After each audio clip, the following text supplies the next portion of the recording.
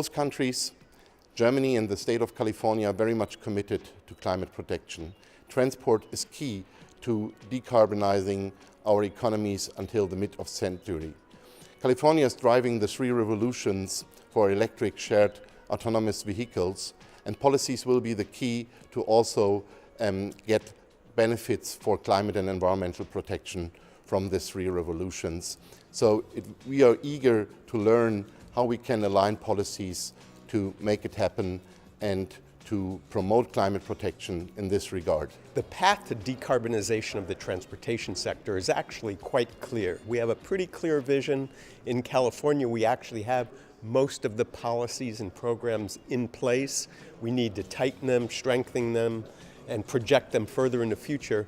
So basically what we're talking about is electrifying all of the light-duty vehicles, meaning battery electrics, fuel cell electric using hydrogen, and still quite a bit of plug-in hybrids where they run mostly on electricity but some liquid fuels.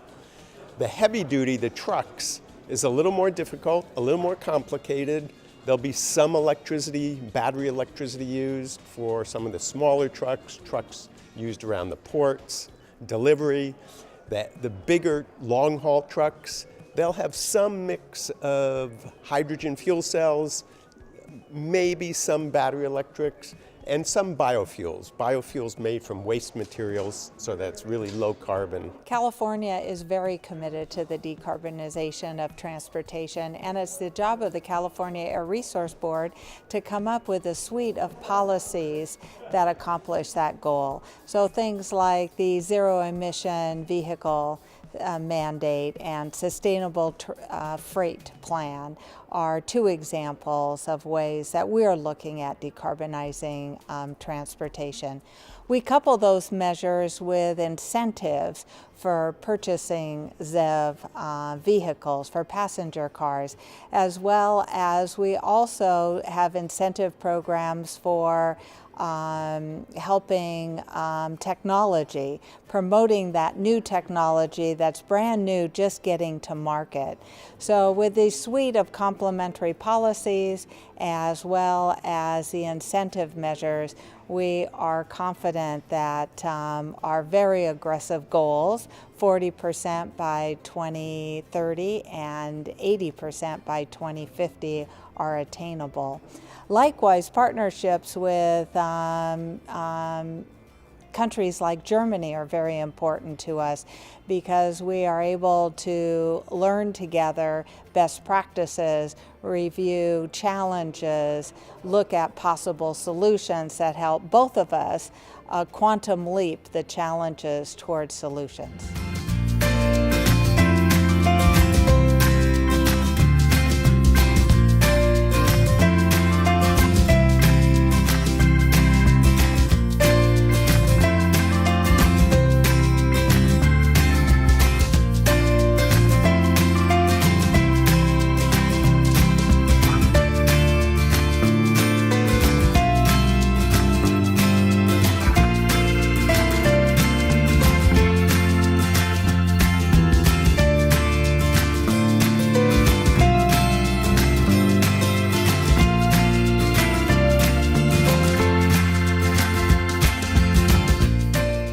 Transport is a matter between cities and their hinterland, between cities and metro regions, between cities and rural areas. So all solutions, all visions have a spatial connotation. We need to think the city and its surrounding together first. Second, we need to think in settlement structures which are denser and which are linked with public transit nodes. And third, we need to think about the modes of transport. That is first public transport and the environmentally friendly transport modes, bicycle and our own legs, plus a complementary mode that will be also in future car traffic, but environmentally friendly car traffic. Environmentally friendly means a car traffic which is propelled not anymore by fossil fuel, but by alternative energies. And environmentally friendly means also shareable car traffic. The future of mobility will be shared, multimodal, and clean.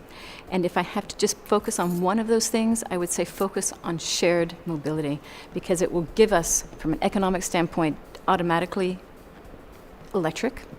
And when self-driving cars come in, shared vehicles will be cheaper and easier without a driver.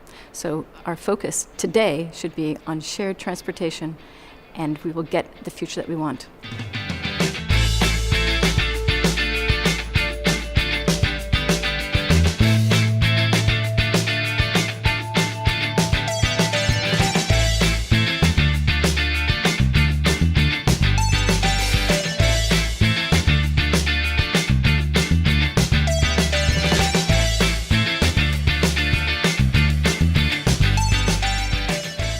From a global perspective, heavy-duty vehicles are about half the greenhouse gas emissions as passenger cars and growing, and that they will overtake passenger cars somewhere after 2025 unless policy measures are taken. There are three options for decarbonizing the heavy-duty sector, primarily. One is called E-roads, where you put overhead catenary lines across major highways, and the trucks essentially become like trolleys, pulling electricity off of lines.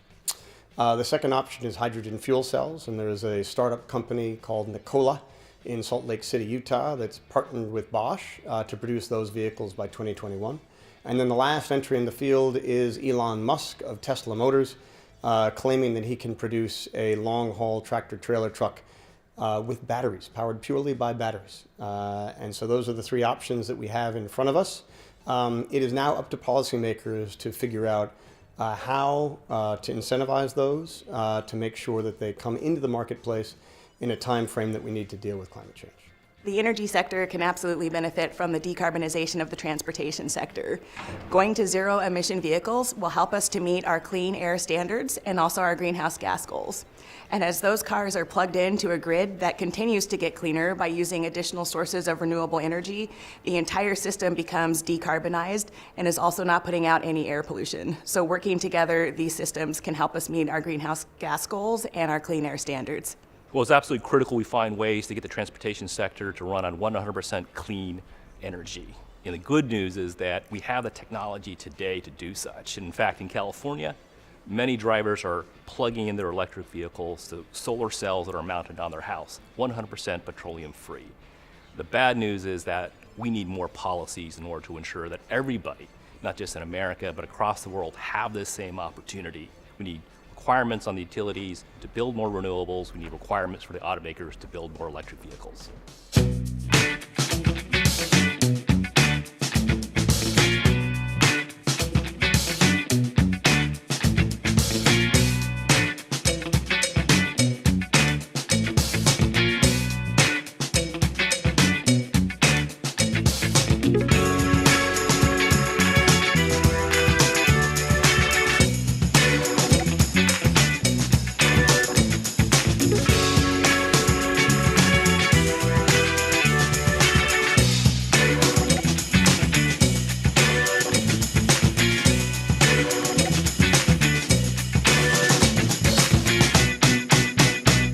Benefits of mutual collaboration, I would probably go beyond just the benefits and say that it is a necessity for collaboration on these issues, but not just because these two governments have similar challenges, but together they can actually achieve their goals much more quickly and efficiently by sharing lessons on policy as it relates to what zero-emission vehicle adoption. They can provide greater signals to the industry to accelerate the development of the clean technologies that are necessary to meet the societal goals. And they can then also share those lessons even beyond California and Germany to the rest of the world, because ultimately this is a global challenge that we're facing. And we need the rest of the world to also come along with both California and Germany if we're going to especially achieve goals related to addressing climate change. We see this conference only as a starting point for a deeper cooperation in this field, because climate protection needs international cooperation.